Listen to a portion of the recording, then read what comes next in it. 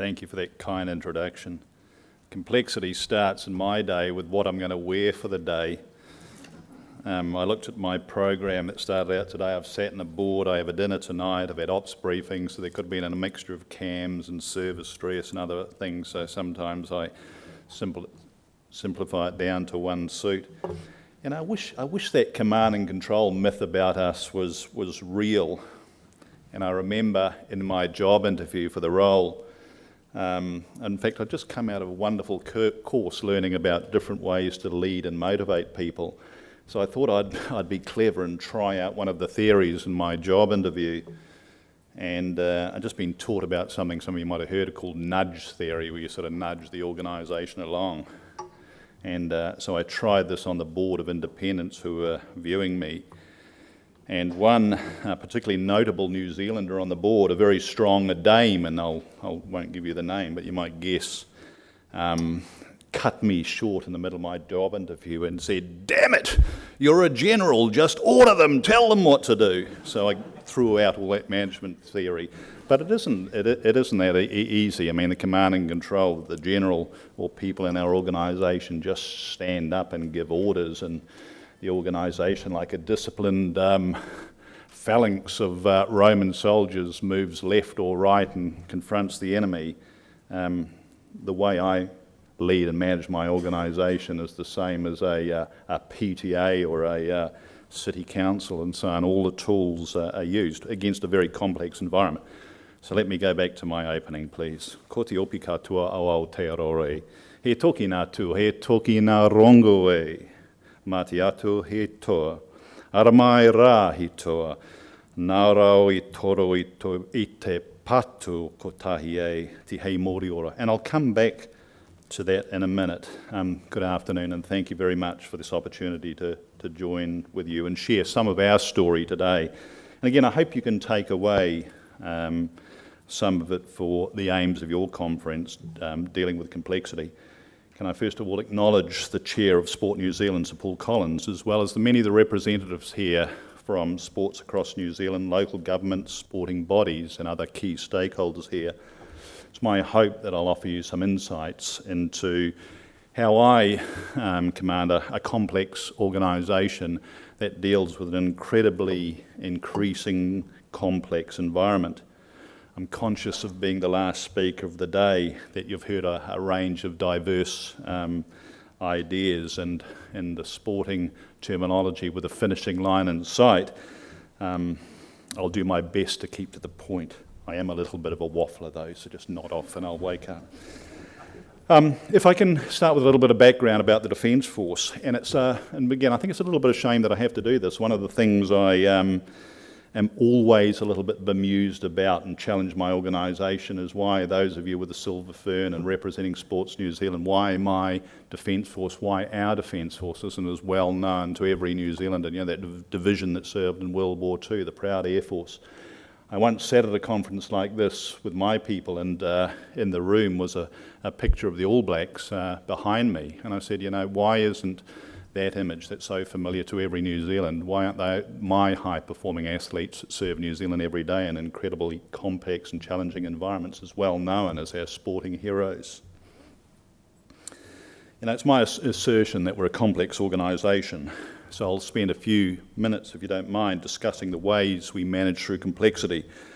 Part of it, unfortunately, but fortunately the reality is, as I said, some of our management, our governance arrangements, because it's just not command and control, and as much as I wish General gives out orders, people follow, it's not like that. We don't operate in a vacuum. We're just a player in a complex global security environment. So I thought I'd just use a little bit of a vignette about our current response to Cyclone Winston. I thought then I'd finish off with some things that we hold dear in our military that help us to deliver through complexity, including anchoring our organisation in a set of meaningful values, living and breathing those values, having a clear vision and a mission, and of course, last but not least, clear leadership. So let me begin to going back to my mihi in a translation, because it's a good starting point. And the mihi I just gave in its English translation is, we are the Defence Force. We are the instruments of Tūmatuenga, the god of war. Therefore, we have a fighting purpose. We are the instruments of Rongomatani, the god of peace. We carry out, again, the ultimate purpose is not to conduct war, but to achieve peace. If a warrior should fall, another shall take their place. We are the three edges of the blade of the single patu.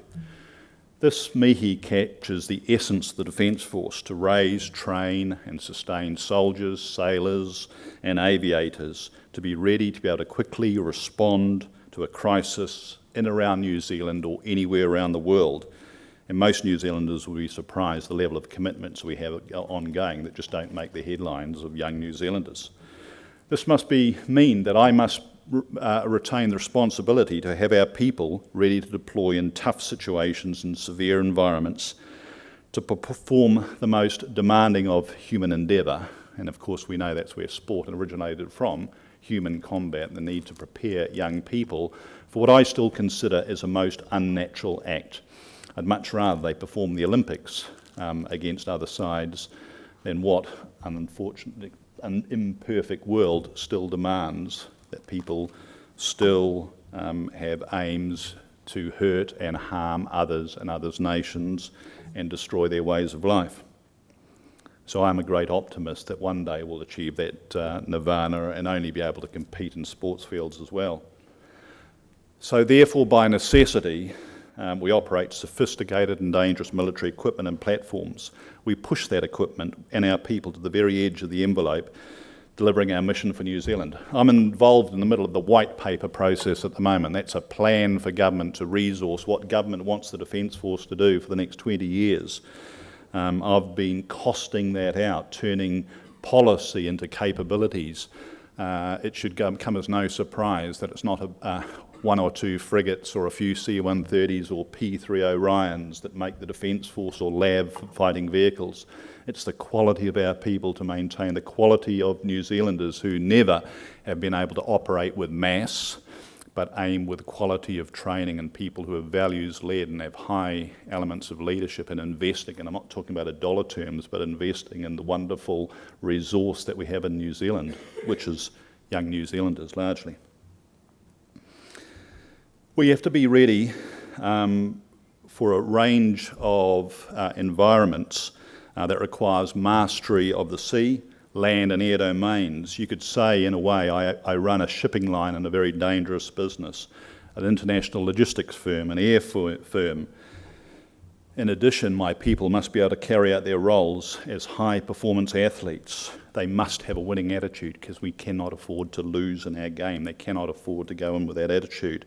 They need the strength and resilience to surmount huge challenges and often have to react in an instant, from being compassionate caregivers to offering brutal violence when required.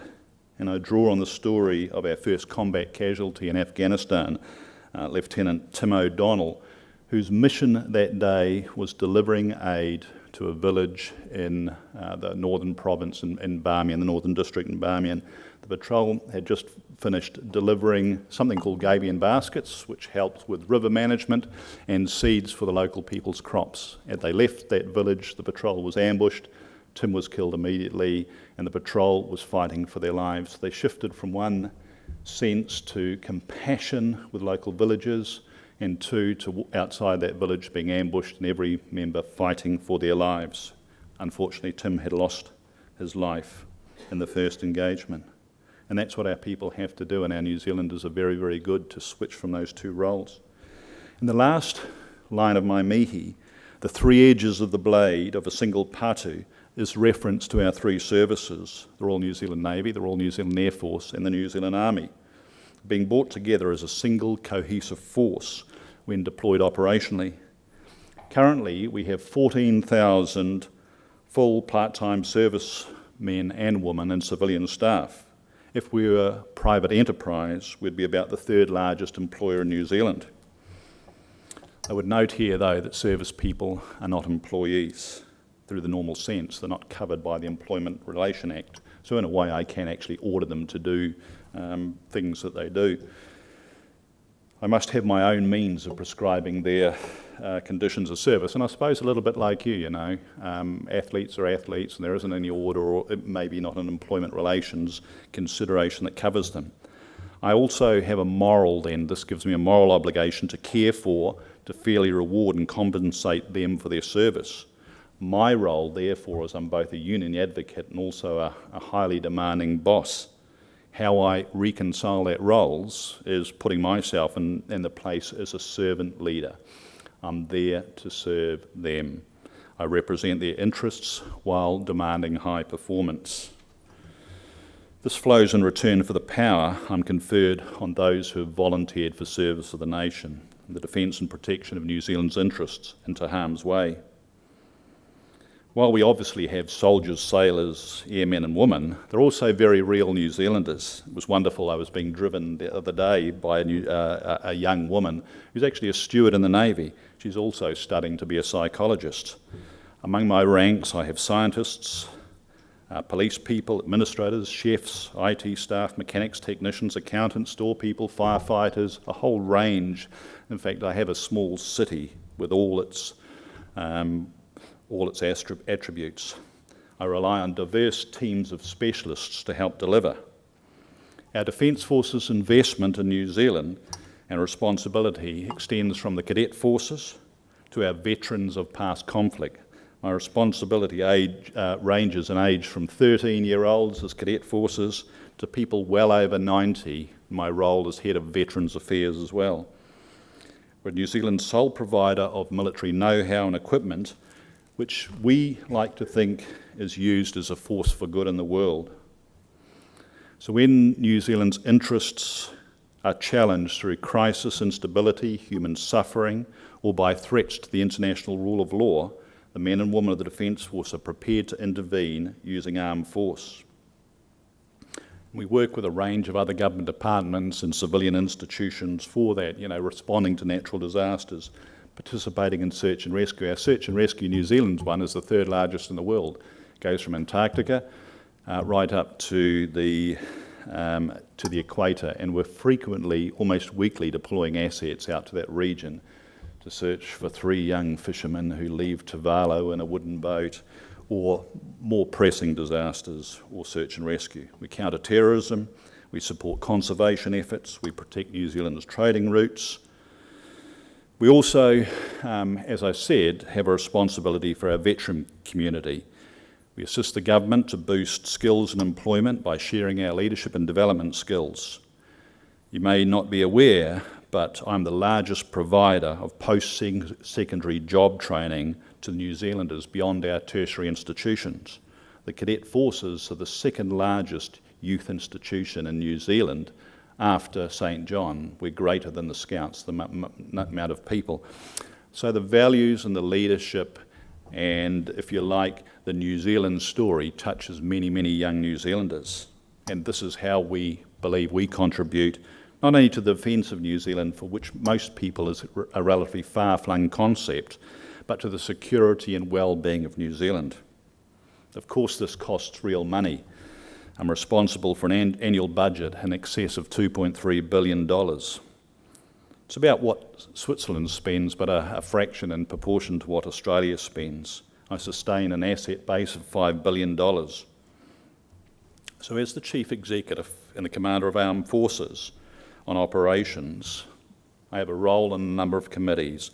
I suppose the story really here goes in a number of responsibilities. It's an incredibly complex organisation. So what you want to know, and perhaps from your learning, is how do you respond to this complexity given the diverse nature of the organisation and the range of its responsibilities. Our organisational settings, and we have recently been through a significant exercise to change those, and drawing from the strengths of our cultural settings. And I'm about 2 years into my tenure, and one of the things that we've done, and we heard in the introduction, is how we bring 3 services which have a history of competing with each other, like many organisations that have diverse underpinnings, into one organisation. That functional model sometimes creates those silo organisations where people can compete with each other, often at the expense of what's good for the entire organisation. One thing that we've done recently is focused on what's good at the front of the organisation for all three parts of the organisation. The new system has allowed ourselves time to develop a pan-New Zealand Defence Force strategy. That's clear direction from the top down. And again, if you like, there is a little bit of ruthlessness in that. There is time spent building that collaboration and team, but there is that time to unify yourself as an organisation and understand what's important, put the egos, if you like, at the door. This has allowed now an unusual piece of freedom that within that one plan, an organisation that used to produce several plans for all parts of within one plan, organisations now feel within it, the Army, Navy and Air Force and other parts of the organisation, the ability to crack on and get on with what's important about the business, the delivery to the front line, the success at the front line. Decision-making rights are now well understood. So we've pushed that accountability down of the organisation, or that responsibility down, but we've also, hand in that, pushed that accountability for delivery down in the organisation. So those change and those governance systems are designed to get the organisation, if you like, all pulling in one direction. I won't go into any more detail on this because it's sort of, if you like, a little bit of boring management speak, but there's a simplicity in it, if you like. There's lots of models out there, but I think if you are part of a larger organisation, that organisation itself must have a clear vision, a clear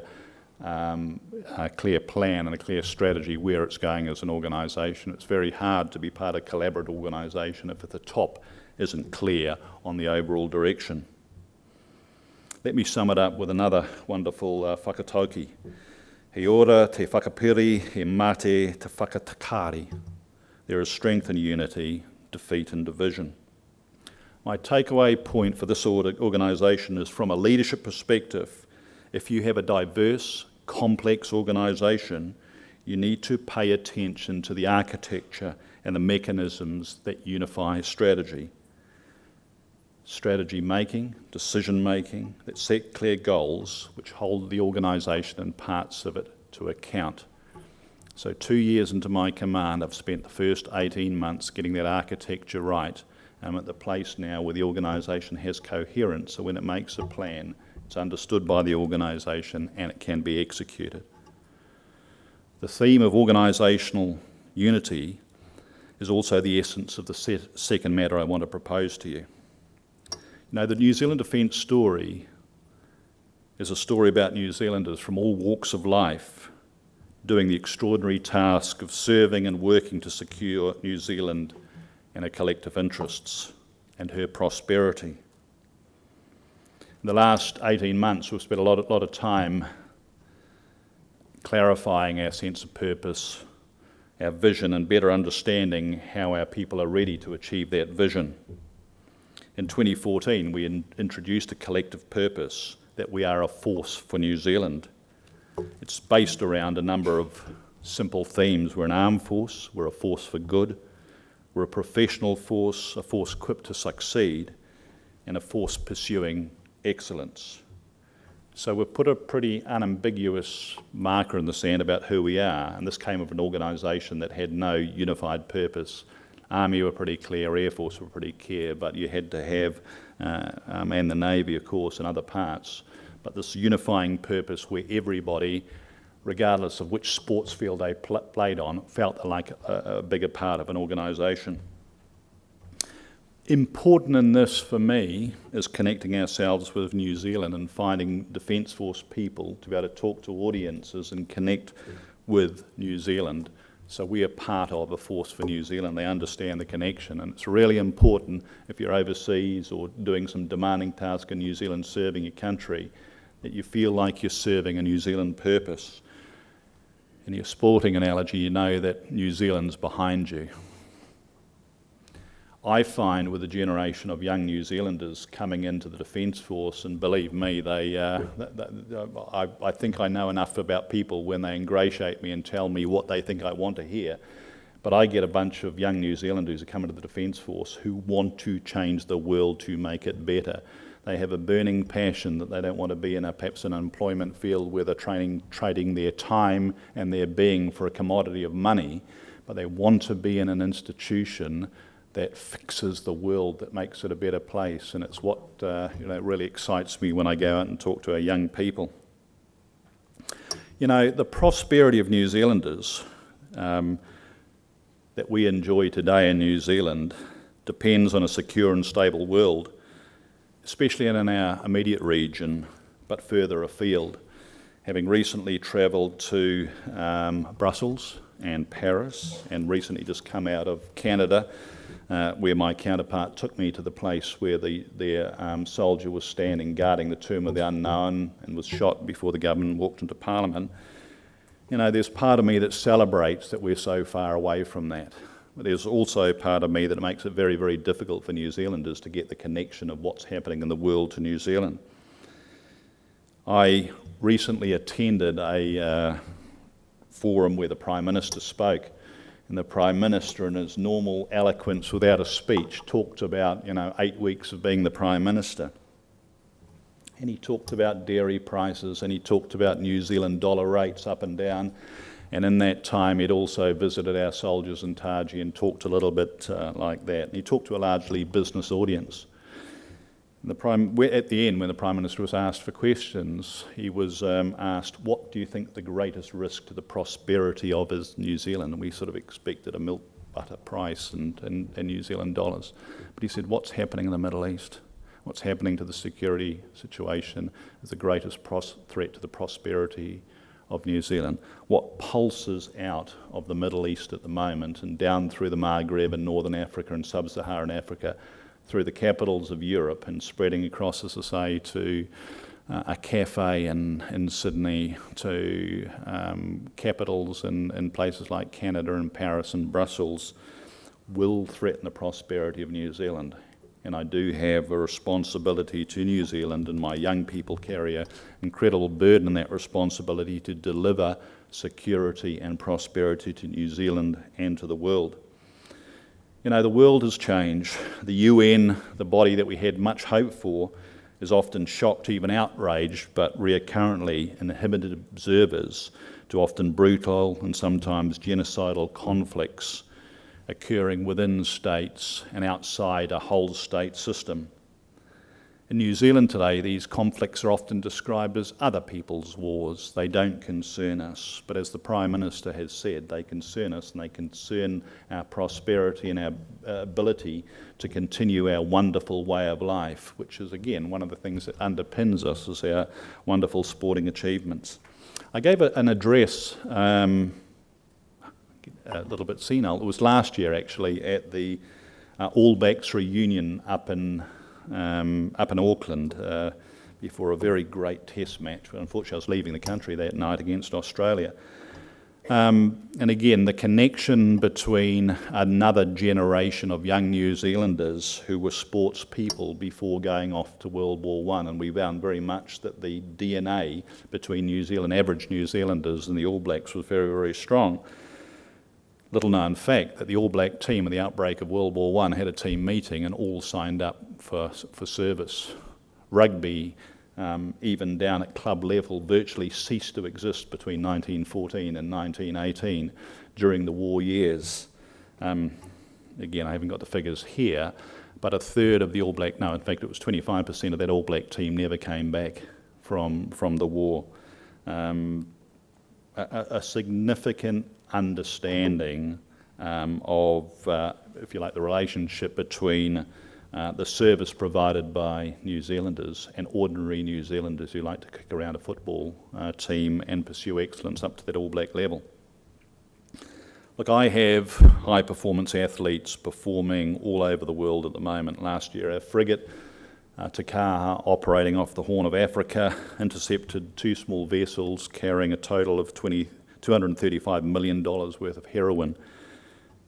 That was the thing that reached the headline. The things that don't read the headline is what they're intercepting every day in a very troubled region.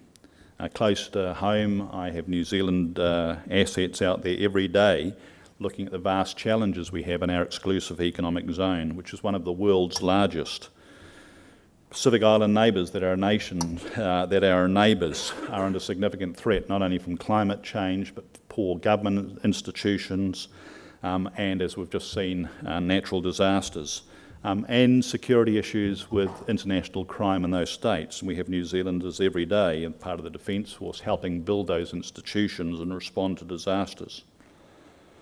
The case study of Cyclone Winston is a case study, if you like, of where the New Zealand Defence Force, in a moment's notice, is able to respond to a crisis. At its high point, we have 500 New Zealanders, virtually without order, certainly without much direction from me, able to respond to that crisis. Just for a moment, I'll draw you back to the threat of ISIS and how that's emerged and how an organisation that understands the complex world has been able to operate and thrive given that complexity. That Daesh, ISIS, ISIL, whatever label you want to put on it, is a sophisticated beast, at times presenting itself as a traditional military force in an organised way on a well-developed battlefield, sometimes fighting as an insurgency, a guerrilla warfare, often as a terrorist organisation doing unspeakable acts. They raise funds through followers in a sophisticated media world. They use small cells of devotees to blow up civilians and lands distant from them. And acts of cruel violence that the world hasn't, thought they'd seen the last of in barbarian ages. As we've seen in many other conflicts, this is not a military problem, and a military solution is not apparent in meeting these threats. It's a very, very complex world. In fact, I was at a forum about 12 months ago with senior military leaders from around the world, and we were talking with President Obama, who came to join us in a very open forum for 12 months. What I was enlightened by was a number of the military leaders, including me, were not saber-rattling. We were urging President Obama, use caution. There's not a military solution to this crisis with ISIS. We're a part if you decide to use us, but you can't use us in this complex world in isolation. There are political challenges, there are economic challenges, there are ideological challenges, and adding force will only make a lot of those challenges even worse. So again, I suppose I'm giving you an example that while, line up the soldiers, add a few missiles and rockets and bombs may in a past era have provided a solution. I don't think it ever provided a solution, but the solution comes from a very complex understanding, or a very thorough understanding of a very complex world.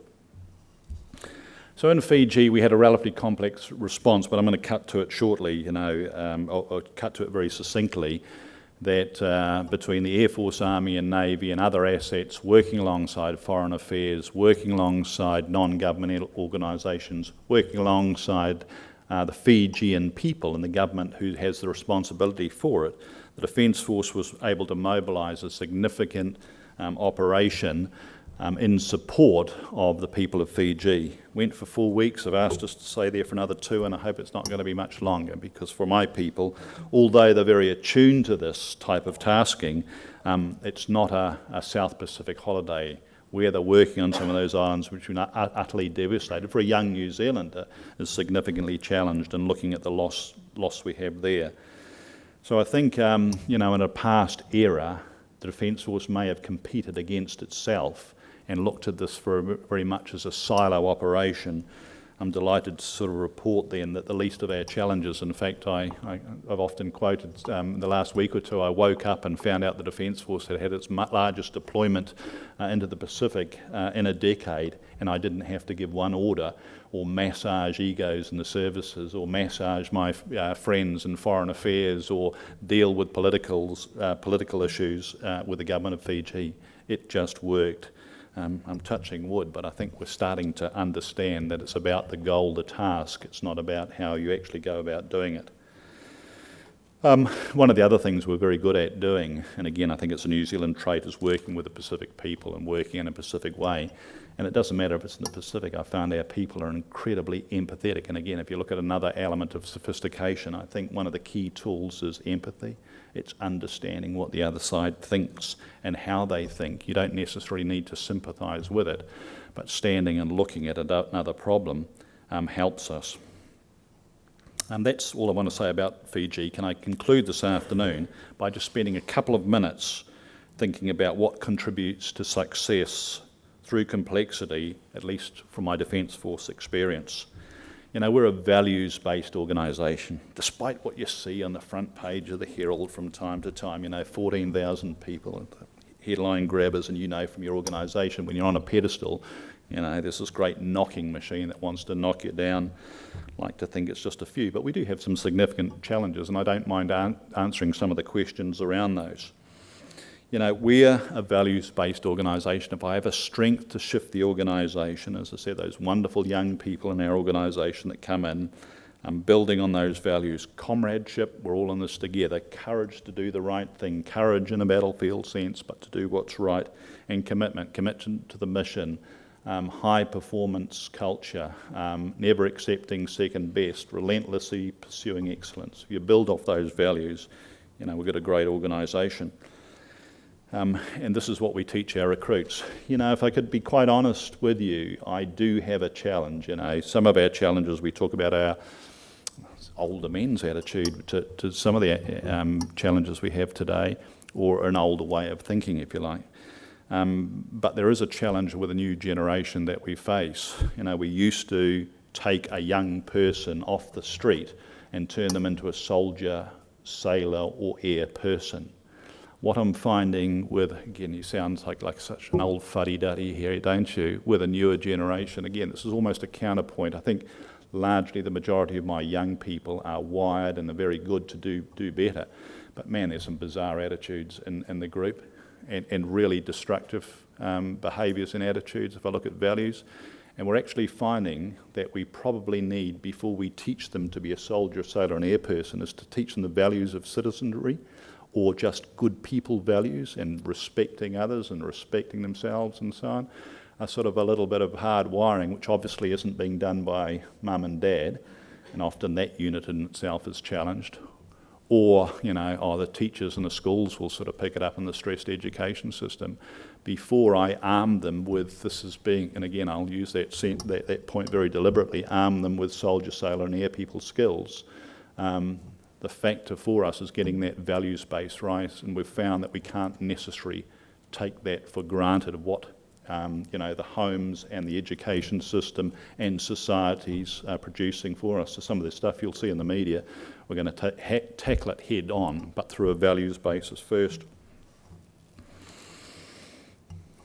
We educate our people that commitment is demonstrated by putting others before yourself. There's always a greater goal in this, and New Zealand Defence Force has a history of this, giving selfless service, if you like.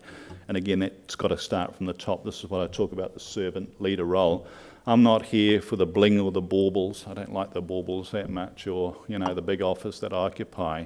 It's this constant anchoring of what the leadership's role here is, to serve the people at the front line of the organisation and to serve the team at the field.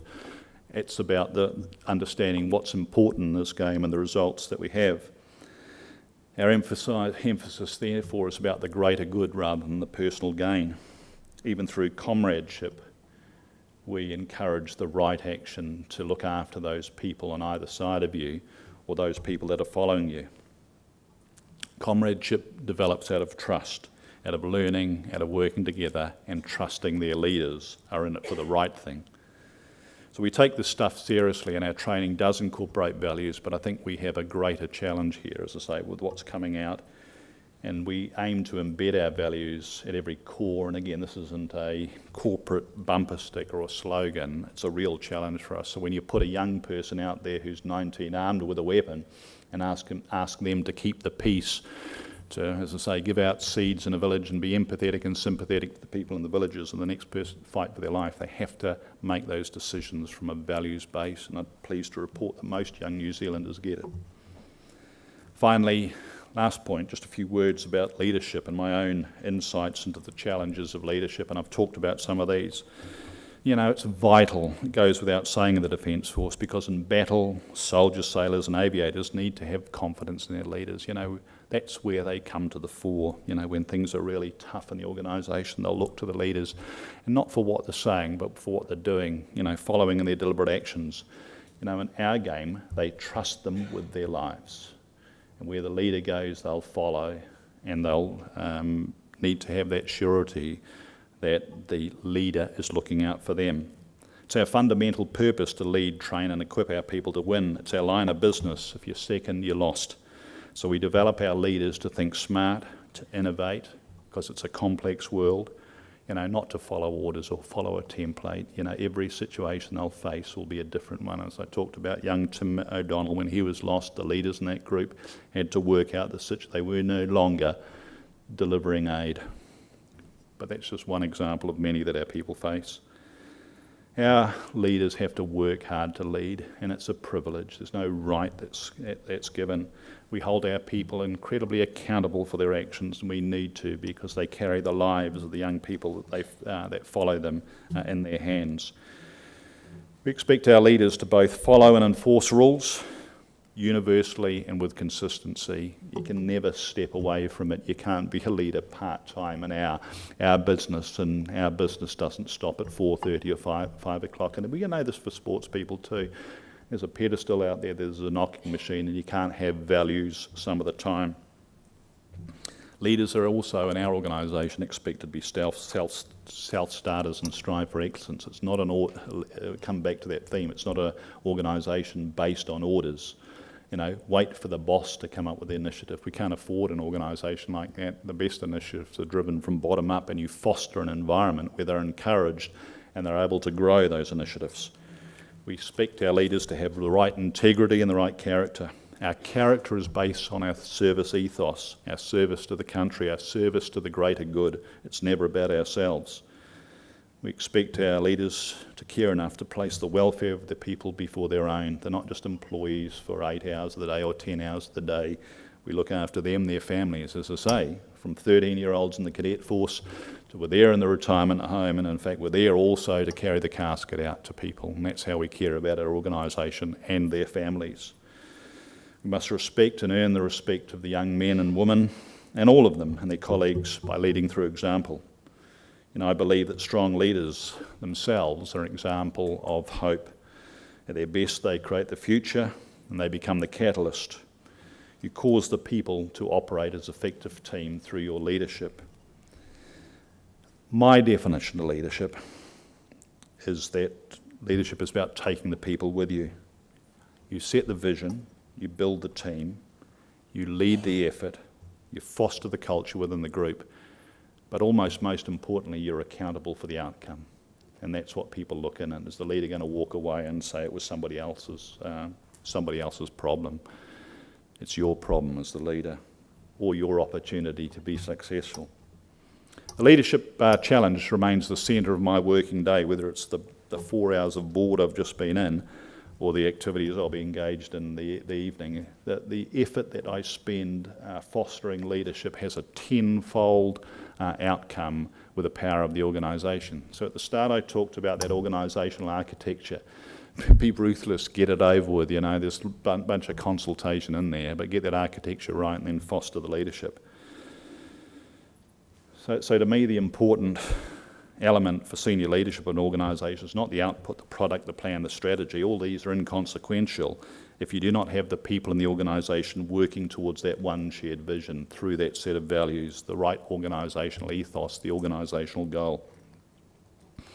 Again, it comes back to that personal philosophy I have, is following the servant leader model. It's not about, again, I sum that up, it's not about you, stupid. Amazing how much leadership development, leadership books and doctrine is built around the characteristics of the leader themselves, and very little is brought about the organisation or the people in it, because that's what a leader should be focused on. What's the task and how do I bring those people along? And I believe success in this way empowers an organisation. I just like to think I could move stage left in a sort of little bit of time. And as I, again, this is why I brought this anecdote. Suddenly the organisation, if I looked at Tropical Cyclone, I've forgotten the name, in Tonga 2 years ago, Pam in Vanuatu, it was a whole lot of leadership, I wouldn't call it leadership, management involved in that. So I woke up one day and I had 500 New Zealanders, ships, planes, helicopters, and a whole lot of stuff operating in Fiji. It's wonderful to achieve that success in that way. So it's not about you, stupid. If you create the organisation that achieves that brilliance of success without you, then you've sort of reached a form of utopia. So what have I hoped to achieve this afternoon is say, we are a big organisation. There's no sort of grandstanding here on a platform. It's a big, complex organisation. I wish, as the Dame had said, just give them an order, General, and they'll carry on. It's not like that, and I wouldn't want it to be like that. I hope the response to Fiji and some of the other examples have made it more real to you. And for our Defence Force, our values, our leadership are vital. Therefore, I'll continue to now invest all my energy into that. Let me just say in conclusion that the very centre of good leadership is something we often lose sight of. It's not about us, it's about the people in our organisation. Kururia nui aku kureo. I have said enough. Thank you very much, and I hope you enjoy the rest of your conference, and in particular tonight, and I hope as the last speaker of the day I haven't made too many of you nod off.